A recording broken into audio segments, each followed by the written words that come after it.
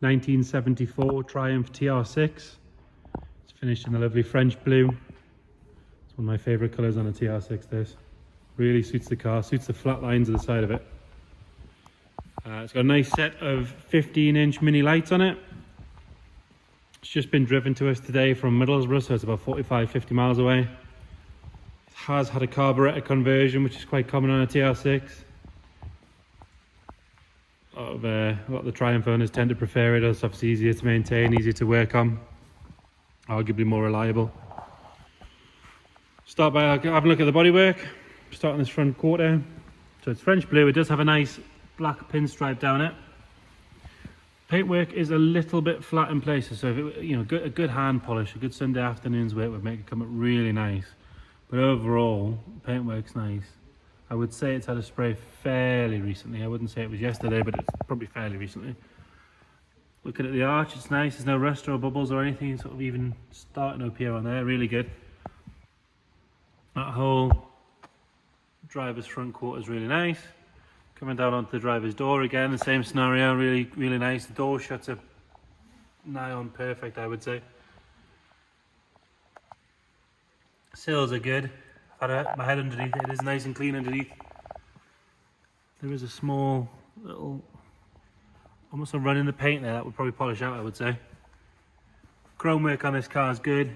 Again, it wants a good clean, but there's no pitting or anything on it.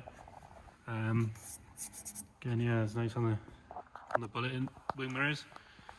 The wheels are, like I say, 15-inch, but they've just had 4 matching Pirelli P1 tyres put on it, which obviously is a sign of good ownership. I would say they are nigh on brand new. Really nice profile, actually, nice chunky tyre on there. Always looks good on a TR6.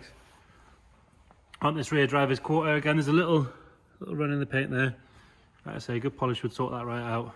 There's a small scratch there. Seams are good on this car. It's obviously a commonplace for rust on a TR6.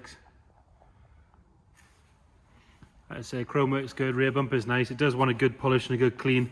But the car has just driven 40 miles and I've just given it a very quick clean so we can get it photographed and videoed for you. Rear taillights are good, there's no cracks or fading or anything in those.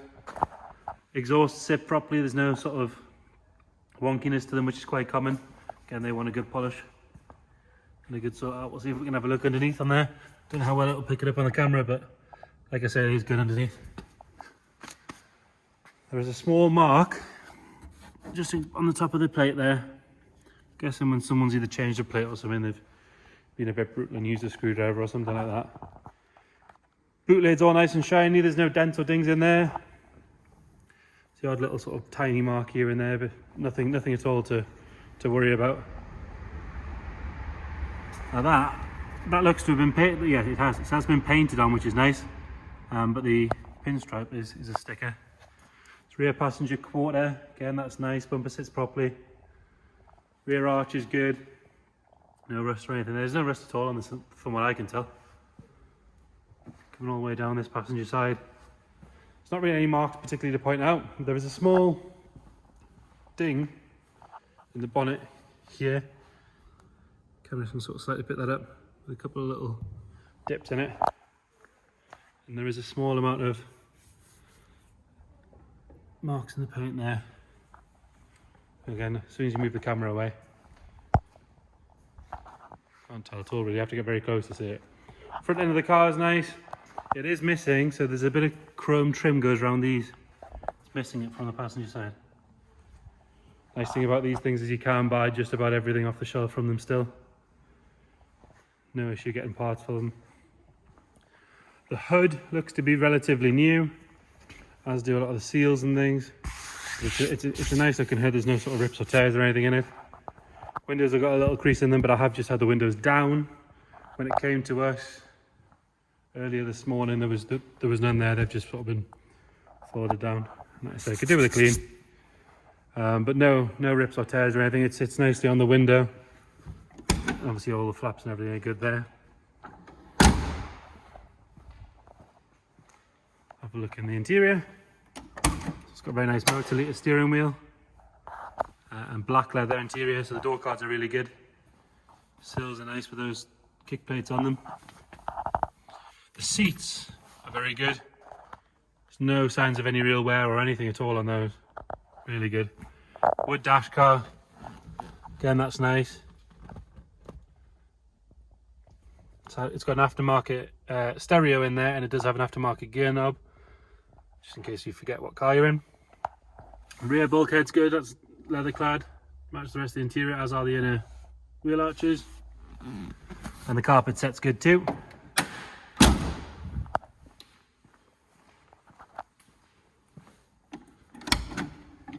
Passenger side, again, you can see more of that wood on the dash.